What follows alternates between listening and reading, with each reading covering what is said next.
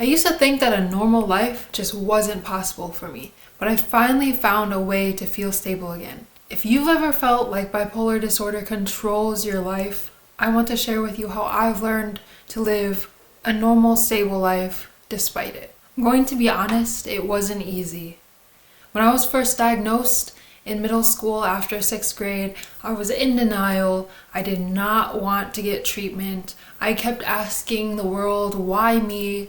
Why did this have to happen? Why doesn't anybody else have to deal with this? Which isn't the truth, by the way. A lot of people deal with bipolar and a lot of other people deal with mental health illness. But me being a middle schooler and someone recently diagnosed with bipolar, I was often thinking about how unfair it was, and I also wasn't accepting of my diagnosis.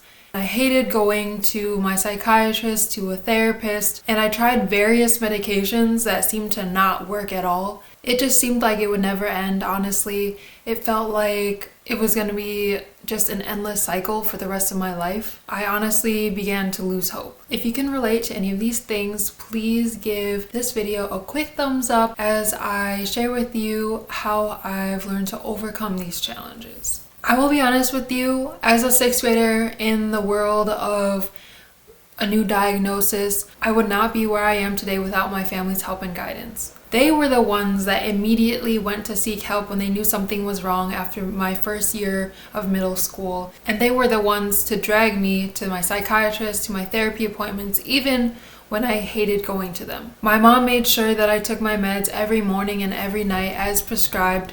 And even when I absolutely did not want to, she made sure that I took my meds so that I could maintain the best stability that I could at the time. Growing up wasn't easy for me. I honestly did a lot of things because my parents told me I had to, in accordance with the psychiatrist's orders and the therapist's recommendations. But as I grew older, I became more responsible for my own treatment. And honestly, there became more problems as that happened because there were times when I stopped taking my meds, or I didn't care as much about sleep, or I didn't go to therapy. That being said, a support system, supportive family or friends is nothing without personal acceptance and willingness to put in the work and wanting to get better.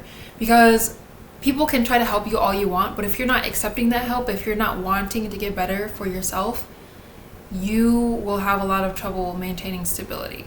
And that is honestly a big trouble with people with bipolar disorder, is that things can go so well for a period of time and you can slip off meds during that time, just not pay attention to all the things that you were paying attention to get to that place, and then you just slide into depression again, or you slide into mania again because you aren't taking care of yourself. So with acceptance, there's a lot of pieces to it. I know at the beginning of my diagnosis, I felt a lot of self-pity, and I honestly just didn't want to deal with what life handed to me. Accepting that this was something that I would have to work on for the rest of my life, and opening my eyes to the fact that I could live a normal, stable life again if I worked hard at it, it helped me to move forward and to accept my diagnosis. It also opened the doors to love myself and help myself out of this situation that I was in. It took a long time for me, and I think that for me, it was almost lucky that I was diagnosed so early because it helped me get to where I am today. Whereas a lot of people who are diagnosed with bipolar are diagnosed later in life, often in their late teens or early 20s, sometimes even later than that. And it's so much harder because that is a time when everyone's trying to get on their own 2 feet, have their own job, move out from their parents' house. And it's really hard to do that when you're recently diagnosed with bipolar. That being said, if you have been diagnosed and you are at that age, give yourself some grace. Honestly, everyone moves at their own pace. I learned that it isn't necessarily a race to the finish. It isn't like a strict path. Like when I went to college and I took 6.5 years to finish my bachelor's, when I didn't graduate after 4 years, I felt like I was behind. And I took a while to accept that everyone moves at their own pace. And honestly, some people didn't even go to college right after high school and are going back in their 30s or 40s.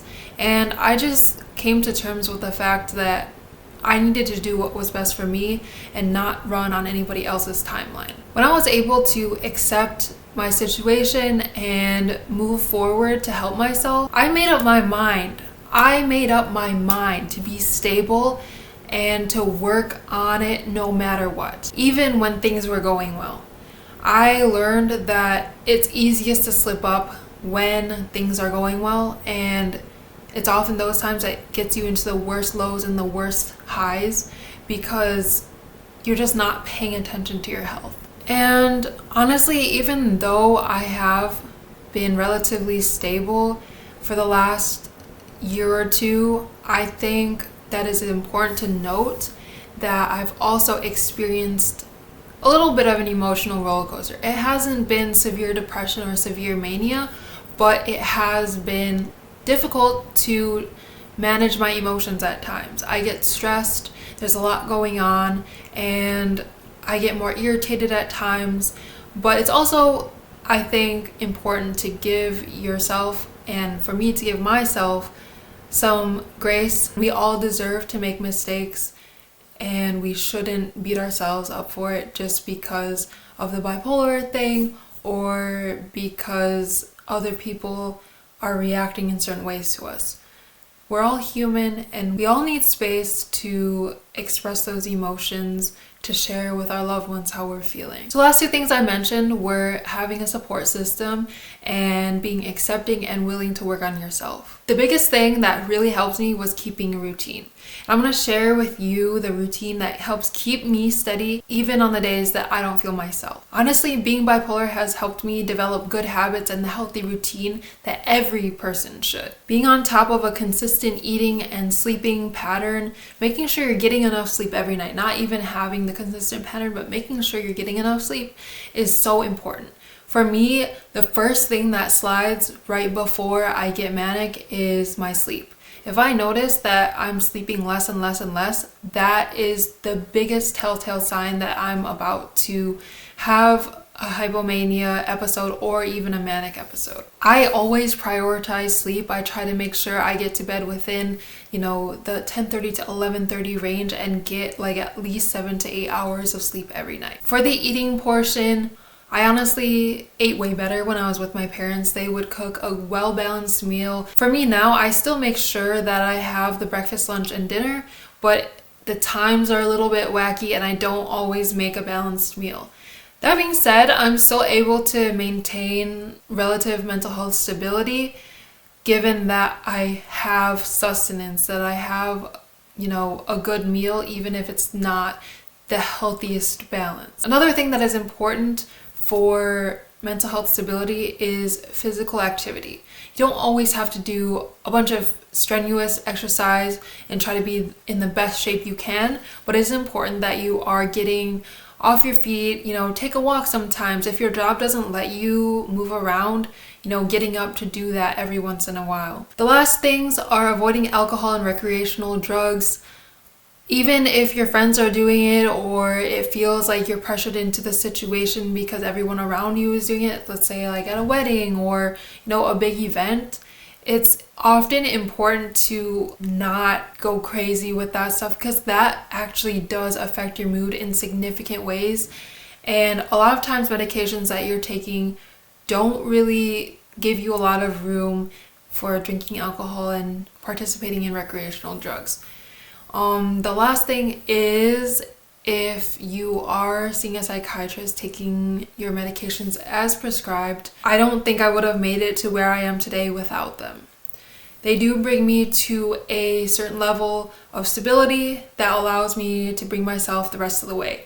All these things that I've been talking about, the sleep, the eating, the taking medications, and being able to keep on top of all those things is only made possible by taking the medications in the first place, which seems like kind of a cycle, but it's true.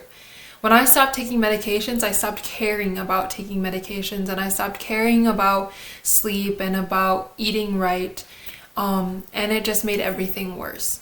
It's also so much easier to regulate emotions when you are taking a mood stabilizer. So I would recommend seeing a psychiatrist and having some kind of medication help you out, even if it's just a little bit.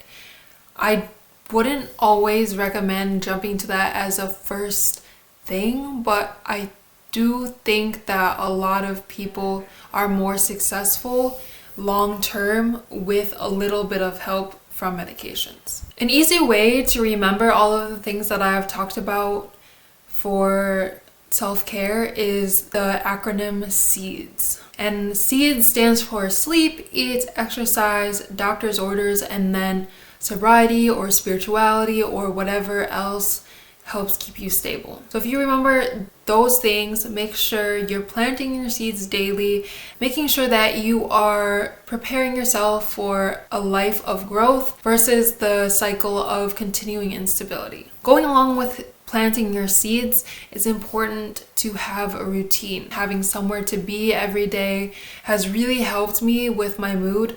It's honestly the worst thing for my mental health when I don't have anything to do. When I'm just, going day in, day out, not knowing what I'm doing, where I'm going.